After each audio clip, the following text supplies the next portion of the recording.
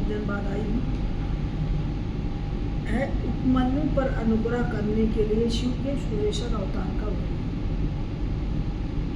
एक व्याघ्र पुत्र था और उसको बड़ी भूख लगी थी।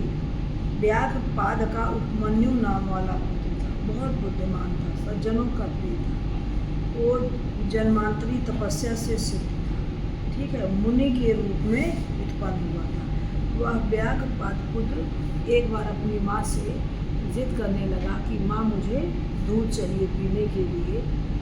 तो उसकी माँ क्या करे, उसकी माँ और बड़ी लालसा जगी दूध के लिए, तो उसकी माँ को बड़ा बार बार दूध मांगने लग गया।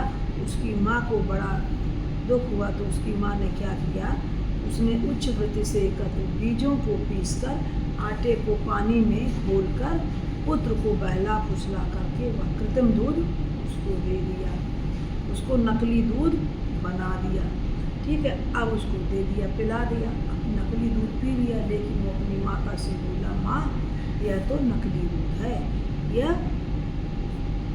सही का दूध नहीं है। तो उसको माँ बोली, इस जंगल में कहाँ तुम्हें दूध लाऊं, अगर तुम्हें दूध पीना है तो क्या करना पड़ेगा, महादेव की भक्ति करनी पड़ेगी, महादेव की तपस्या करनी पड़ेगी। तो वह बोला, फिर उसने मन में निश्चय किया, तो माँ अब तुम चिंता छोड़ दो, अब मैं महादेव की तपस्या प्राप्त करके दूध का क्षीर सागर ही प्राप्त कर लूँगा। अब उसमें प्रबल इच्छा हुई और अपनी माता से बोला, माता मेरा कल्याण हो और मैं हिमालय पर्वत पर जा रहा हूँ महादेव की तपस्या करने। हुआ हिमालय पर्वत पर गया और उसने 8 ईंटों का छोटा सा मंदिर बनाया महादेव का, और उसमें मिट्टी की शिवलिंग बनाई और पंचाक्षर मंत्र का जाप करने लग गया। अब जब हवा पी के रहता था, निरंतर उसके जाप से महादेव प्रसन्न हो गए और महादेव आए एक दिन रूप धारण करके, किसका, इंद्र देवता का, और माता पार्वती इंद्राणी बन गई,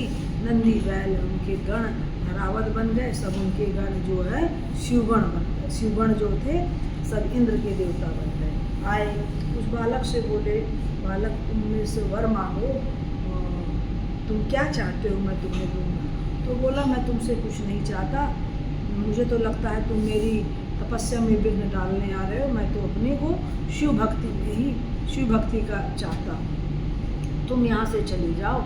फिर वो शिव की निंदा कर बोले, तुम शिव की निंदा करते हो, ब्रह्मा विष्णु तथा महेश्वर को जो उत्पन्न करने वाले देवेश्वर तुम रुद्र को नहीं जानते, मुझे तो नहीं चाहिए, मुझे तुमसे कोई मतलब नहीं है।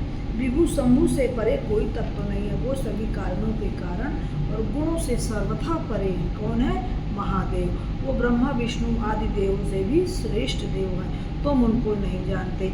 मुझे आपसे कुछ नहीं चाहिए, मैं ना तो आपसे कुछ चाहता हूँ, ना विष्णु जी से, ना ब्रह्मा जी से, मैं तो मुझे शंकर जी से ही वरदान प्राप्त करूँगा, जो प्राप्त करूँगा। ऐसा कहने लग गया।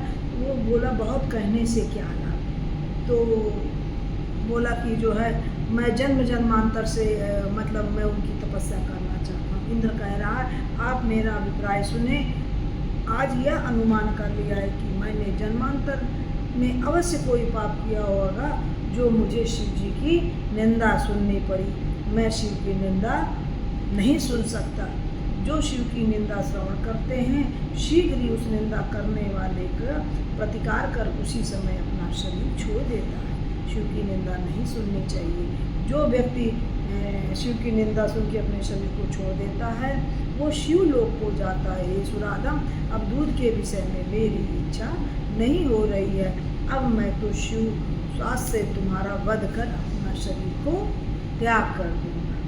वीडियो लंबी हो जाएगी, बस नेक्स्ट वीडियो में। हर हर महादेव। बंद करो।